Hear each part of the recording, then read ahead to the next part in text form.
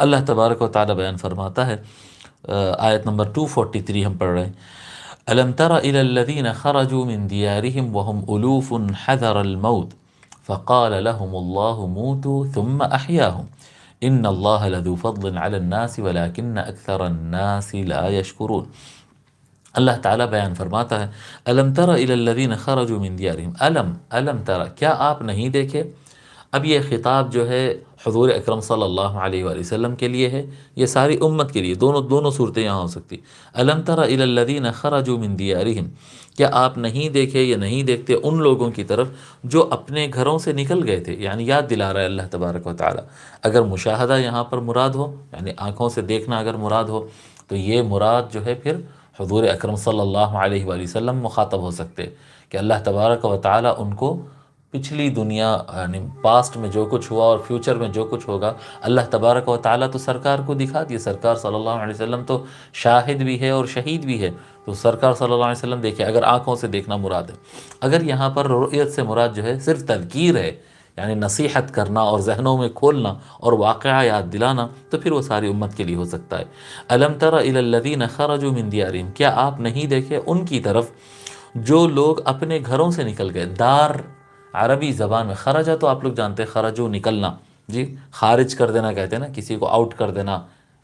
مدرسے سے خارج کر دیا، اسکول سے خارج کر دیا، نکال دینا۔ خرجو نکل گئے، من سے، دیارہم، دیار کیا لفظ ہے یہ؟ دیار جمع ہے، اس کا واحد ہے، اس کا سنگولر ہے دارن، دار کی جمع دور بھی آئے گا، دار کی جمع دیار بھی آئے گا۔ الم تر الی الذین خرجوا من دیارہم، جو لوگ نکل گئے اپنے گھروں سے، اپنے دیار سے، اپنے گھر سے، وہم الوف، جبکہ وہ ہزاروں کی تعداد میں تھے۔ ایک قوم تھی، اس میں مختلف باتیں بتاتے، امام نصفی رحمۃ اللہ علیہ تفسیر مدارک میں بیان کرتے ہیں کہ ایک قوم تھی جن کے یہاں پلیگ اور طاعون، کینسر، طاعون کہتے ہیں متعدی بیماری جو ہوتی ہے، وہ بیماری پھیلنے لگی، طاعون کی بیماری پھیلنے لگی، تو طاعون سے بچنے کے لیے وہ لوگ ہزاروں کی تعداد میں اپنے شہروں کو چھوڑ کر نکل گئے تھے، اپنی جان بچانے کی خاطر نکل گئے تھے۔ حالانکہ یہ بات کا حکم ہے کہ جو متعدی بیماری ہوتی ہے، ایسی بیماری جو پھیلنے والی ہوتی ہے، اگر وہ بیماری شروع ہو تو آدمی کو چاہیے کہ جس علاقے میں رہتا ہے اسی علاقے میں رہے، وہ اپنا علاقہ چینج نہ کرے، کیونکہ اس کی وجہ سے پھر دوسرے علاقے میں پہنچ جائے گا۔ جینا ہے، زندگی باقی ہے تو اللہ تعالیٰ زندگی دے گا، موت آنا ہے تو وہ آ کر رہے گی، لیکن اس کا ایک علاقے سے دوسرے علاقے پر شفٹ ہونا، سفر کرنا، یہ بیماری کو پھیلانے کے مماثل ہے، جو کہ ہم کورونا سے متعلق دیکھیں، اور اس وقت علماء کرام کے بیانات ہم سنے ہیں کہ سفر نہیں کرنا اور حرکت نہیں کرنا، جتنا موومنٹ اپنا روکیں گے اتنا زیادہ وہ بیماری کے ختم ہونے کا امکان رہتا ہے۔ تو کچھ افراد یعنی ہزاروں میں کچھ لوگ ایسے تھے جو نکل پڑے تھے اپنی جان بچانے کی خاطر۔ اور ایک روایت میں آتا ہے کہ کیا کہتے ہیں، جب اللہ تبارک و تعالی، جب یہ لوگ اپنی جان بچانے کے لیے نکلے، یہ جو ایک قول کے مطابق اپنی جان بچانے کے لیے نکلے، اللہ تبارک و تعالی ان کو موت دے دیا۔ حضرت حزقیل علیہ السلام، اللہ کے نبی حضرت حزقیل علیہ السلام کے دعا سے اللہ تبارک و تعالی نے دوبارہ ان کو زندہ کر دیا۔ اب دیکھیے آیت کریمہ میں کیا ہے، الم تر الی الذین خرجوا من دیارہم، کیا آپ نہیں دیکھتے ان کی طرف، یعنی یاد دلا رہا ہے، خرجوا من دیارہم، جو نکل گئے اپنے گھروں سے، وہم الوف، اور جبکہ وہ ہزاروں میں تھے، حذر الموت، موت کے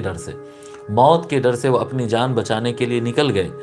فقال لهم اللہ موتوا، بس اللہ تبارک و تعالی نے ان سے فرمایا کہ مر جاؤ۔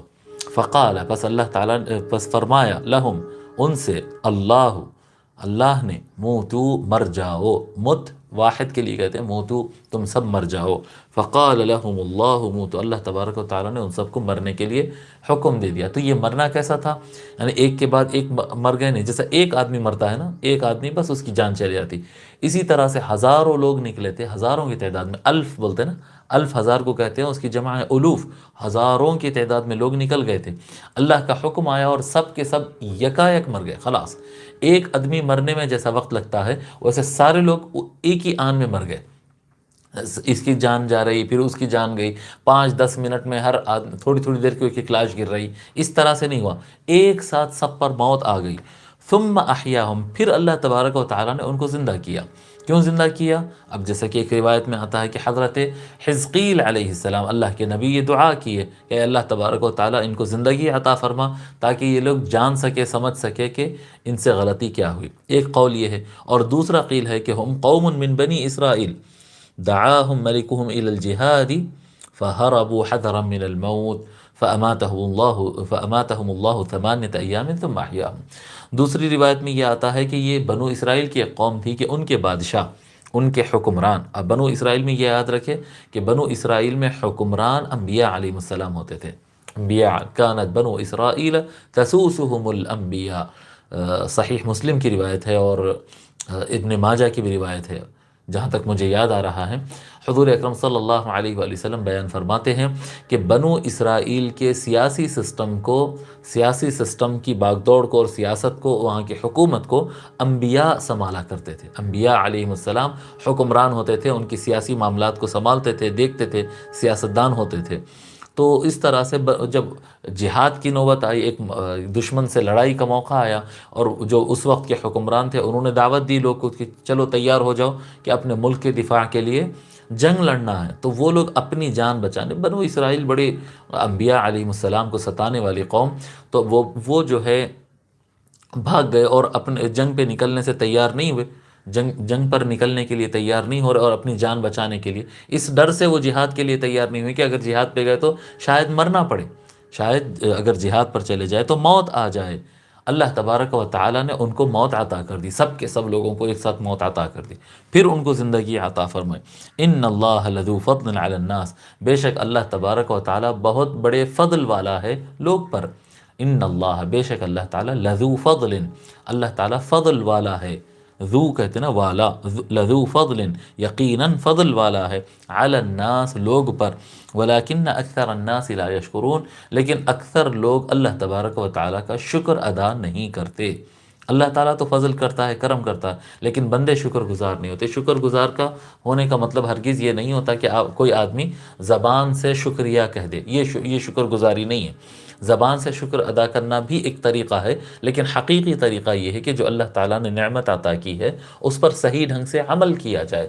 اس پر صحیح ڈھنگ سے عمل کیا جائے۔ جب اللہ تبارک و تعالیٰ نے تعداد دی ہے، ایک سیاسی، ایک پولیٹیکل سسٹم دیا ہے، ایک حکمران دیا ہے، اور وہ حکمران تم کو کہہ رہا ہے کہ اپنے وطن کے دفاع کے لیے، اپنے حقوق کے ڈیفنس کے لیے آؤ میدان جہاد میں، اور تم کہہ رہے ہیں کہ اپنی جان بچانے کے لیے ہم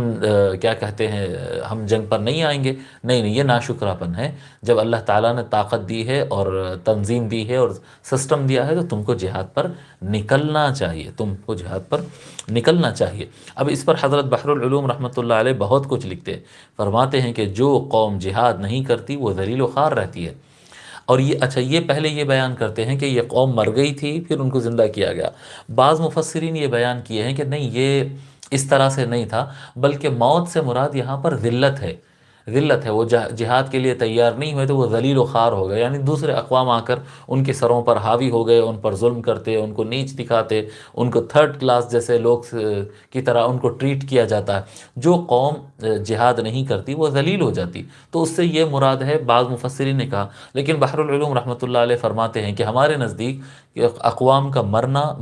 کو موت دینا اور موت دینے کے بعد ان کو دوبارہ زندہ کرنا، یہ کوئی بعید بات نہیں ہے اللہ تبارک و تعالیٰ کے لیے۔ اللہ تبارک و تعالیٰ ایسا کر سکتا ہے، تو جیسے الفاظ آئے ہیں آیت میں اس کو معنی ویسے ہی ہو سکتا ہے۔ اب اکثر مفسرین نے کہا کہ نہیں، اس سے مراد جو ہے وہ یہ ہے کہ ذلت،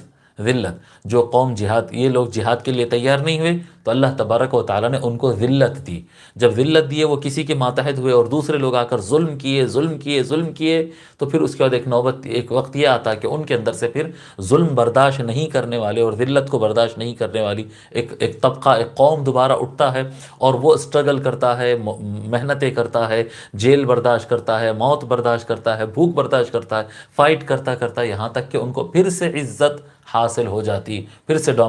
ڈومینیٹ کرنے لگتے۔ جس طرح سے ہندوستان میں انگریز آئے، قبضہ کر لیے، سب لوگ تو نہیں نکلے تھے نا، فائٹ کرنے کے لیے، کچھ نکلتے تھے مارے جاتے تھے، کچھ نکلتے تھے مارے جاتے تھے، اور سارے قوم کو انہوں نے غلام بنا لیا۔ لیکن یہاں کے لوگ جب ایک موومنٹ نکالے اور ایک جد و جہد کرے، اور وہ انگریزوں نے فائٹ کیا یہاں تک کہ ان کو اندازہ ہو گیا کہ اب یہ قوم رکنے والی نہیں ہے، اب ان کے لیڈروں کی آواز آگے بڑھ گئی، جیلوں میں جا کر ظلم کو سہ کر گولیاں کھا کر بھی یہ لوگ رکنے والے نہیں ہیں، جب یہ فائٹ کرنے پر آ گئی ہے قوم، تو اللہ تبارک و تعالیٰ نے پھر انگریزوں کو یہاں سے نکلنے پر مجبور کیا، اور ان کی عزت بحال ہوئی، آج حکومت اپنے ہاتھ میں ہے۔ تو یہ جو قوم جد و جہد کرتی ہے، جو قوم جہاد کرتی ہے، جو قوم اپنے حقوق کے ضائع ہونے پر خاموش نہیں بیٹھتی بلکہ آواز اٹھاتی ہے، فائٹ کرتی ہے، وہ عزت دار ہوتی ہے۔ جو قوم آواز اٹھانا بند کر دیتی ہے، وہ قوم ذلت کی گڑھے میں چلے جاتی ہے۔ تو فرماتے جو قوم جہاد نہیں کرتی وہ ذلیل و خوار رہتی ہے، اکثر ماری بھی جاتی ہے۔ پھر جب قوم میں زندہ دلی اور بہادری پیدا ہوتی ہے تو عزت بھی آتی ہے اور آبرو بھی آتی ہے، قومیں زندہ بھی ہوتی ہے اور مر بھی جاتی ہے۔ ٹھیک ہے، اس طرح سے حضرت سیدنا ابو بکر صدیق رضی اللہ تعالی عنہ کا بھی قول ہے، بحر العلوم رحمۃ اللہ علیہ نقل فرماتے ہیں کہ حضرت ابو بکر الصدیق رضی اللہ تعالی عنہ فرماتے ہیں جو قوم راہ خدا میں جہاد چھوڑ دیتی ہے خدا ان پر ذلت بھیجتا ہے، وہ ذلیل ہو جاتی ہے ایسی قوم۔ تو یہاں پر بہت سارے مفسرین نے کہا یہاں پر موت، یہ آیت نمبر 243 میں اس میں موت سے مراد یعنی عزت کی موت ہے، یہاں ذلت کی طرف چلے جانا۔ ثم احیاہم، اللہ تبارک و تعالیٰ پھر ان کو زندہ کرتا ہے۔ ایسے اقوام جو ذلت کی طرف چلے جاتے ان کے اندر بہادر لوگ پھر پیدا ہوتے اور وہ فائٹ کرتے ہیں اور عزت کو واپس حاصل کرتے ہیں۔ ایک زندہ قوم کے لیے یہ بات لازم ہے کہ وہ اپنی آواز نہ بند کرے۔ آج زمانے بھر میں جو ہے پھر سے ظلم ہو رہا، کبھی حجاب کے مسئلے پر ظلم کیا جاتا ہے، کبھی کسی مسئلے پر ظلم کیا جاتا ہے، کبھی موب لنچنگ کی جاتی ہے، کبھی کیا کہتے ہیں جابس نہیں دیے جاتے، کبھی اس طرح سے معاملات ہو رہے ہیں، اور مسلمان ڈر رہے ہیں۔ یعنی ہم دیکھیں ہیں کہ حجاب کے مسئلے میں یا دیگر مسائل میں کئی جگہوں پر مسلمان اپنے اسلامی جو اپنا حق حاصل ہے، جو ملک کے قانون میں بھی وہ حق حاصل تھا، اس کے اوپر بھی جب لوگ ڈرا رہے ہیں تو پھر وہ عورتیں اپنے حجاب بھی اتار دے رہے ہیں، اور مرد حضرات بھی اپنی زبان بند کر کے بیٹھے ہوئے ہیں۔ نہیں، اپنی آواز اٹھانا چاہیے، اپنی جد و جہد جاری رکھنا چاہیے، قانون کے دائرے کے اندر۔ جہاد قانون توڑنے کے نام کو نہیں کہتے ہیں، اپنا حق حاصل کرنے کے لیے، اپنا جو دستوری حق ہے اس کو حاصل کرنے کے لیے آواز بلند کرنا، یہ آواز بلند کرنا بالکل یہ ایک جمہوری رائٹ ہوتا ہے۔ تو کسی بھی معاملے میں جہاں پر آپ کا حق ضائع ہو رہا ہے اور آپ ڈر کر اگر خاموش بیٹھ رہے ہیں، تو جو ڈر کر ظلم کے آگے خاموش بیٹھتا ہے اور اس کو نام صبر کا دے دیتے ہیں، صبر اس کو نہیں کہتے ہیں۔ ہم انشاءاللہ ہم صبر سمجھا چکے ہیں، پھر کبھی سمجھائیں گے، لیکن صبر ظلم سہنے کا نام صبر نہیں ہوتا ہے، ظلم سہنے کا نام صبر نہیں ہوتا ہے، لیکن لوگ ظلم سہ لیتے ہیں اور اس کا نام صبر کر دے دیتے ہیں۔ ایسے اقوام ذلت کی گڑھے میں چلے جاتے ہیں، یہ صبر نہیں ہے، اور ظلم پر سہنا نہیں ہے، ظلم پر آواز اٹھانا ہے، موومنٹ لانا ہے، قانون کے دائرے کے اندر، جو قانون جو ملک کا دستور ہے اس دائرے کے اندر رہتے ہوئے آواز اٹھانا اپنی، یہ زندہ قوم کی علامت ہے، اور یہی جد و جہد ہے اور یہی جہاد ہے۔ اللہ تبارک و تعالی ہم کو شعور عطا فرمائے، اللہ تبارک و تعالی ہم کو صلاحیت عطا فرمائے، اور اللہ تبارک و تعالی ہم کو دنیا اور آخرت میں کامیاب فرمائے۔